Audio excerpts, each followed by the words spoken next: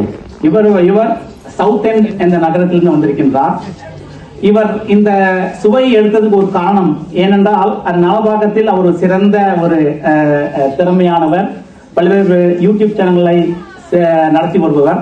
அவர் இப்போது நாக்கின் சுவை என்பதை பற்றிய ஒரு கவிதையை வடிக்க வருகிறார். வாருங்கள் யசோதா அவர்களே. என்னை ஈன்ற தாய்க்கும் தாய் தமிழுக்கும் எனது முதல் வணக்கம். ஐம்புலன்களை பற்றி கவிப்பாட வந்திருக்கும் எனது சக கவிகளுக்கு எனது நட்பு வணக்கம். அவையோருக்கு எனது அன்பு கலந்த பிரிய வணக்கம்.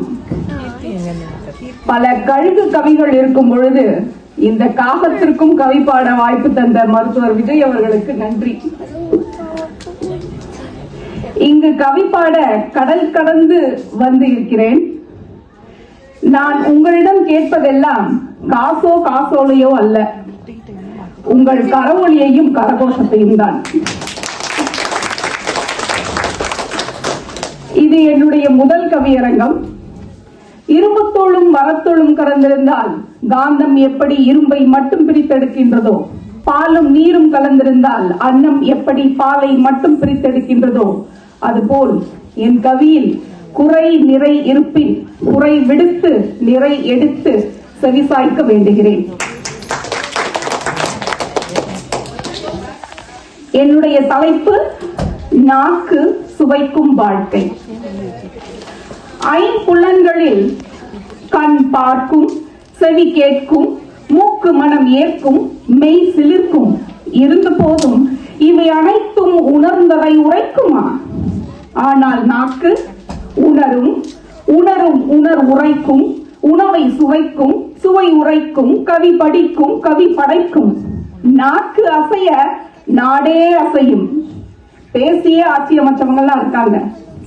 நாக்கு அசைய நாடே அசையும். ஒரு சிலர் பேசாமலே நமக்கு எனக்கு வந்து நம்ம வந்த வேலையை பார்க்கலாம். நாக்கு வன்மையானது. தட்டு தடுமாறி சென்று விழுந்து கிடப்பவனை, வாழ்வில் தட்டு தடுமாறி தடம் மாறி சென்று விழுந்து கிடப்பவனை 4 நல்ல வார்த்தை சொல்லி தட்டி கொடுத்து தேற்றுவதும் நாக்கு.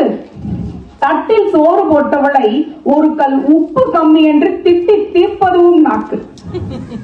எலும்பில்லாத நாக்குதானே எப்படி வேண்டுமானாலும் குரலும். நாவிலிருந்து எழும் இன்சொல் பானத்தையும் வில்லாய் வளைக்கும் ஆற்றல் தரும். முன்னால் தேனொழுக பேசி பின்னால் சென்று தேள் போல் பாம்பு போல் விஷத்தை கக்கும் நாக்கின் வன்சொல் வல்லவனையும் வீழச் செய்யும். இதை வள்ளுவ மொழியில் சொன்னால் கனி இருக்க காய் கவர்தலாகுமா?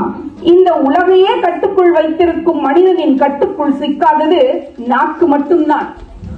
யாகாவாராயினும் நாகாக்க மனிதா நாகாக்க. சுவையாக இருந்தாலும் சரி, சொல்லாக இருந்தாலும் சரி.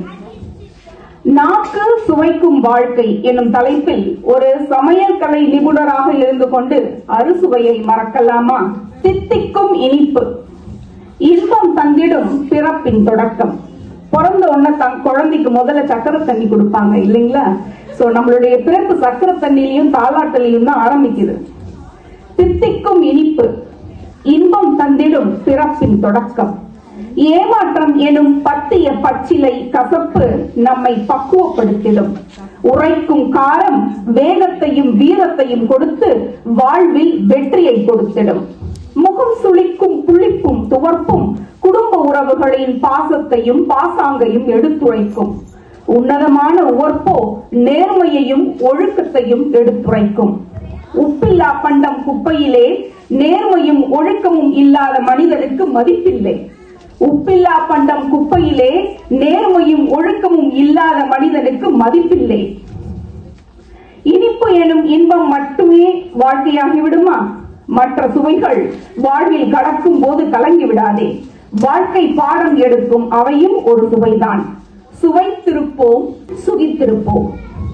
அறுசுவையும் தமிழ் சுவையும் கொண்ட பாரதிதாசன் பாடலுடன் எனது கவிதையை முடிக்க விரும்புகிறேன்.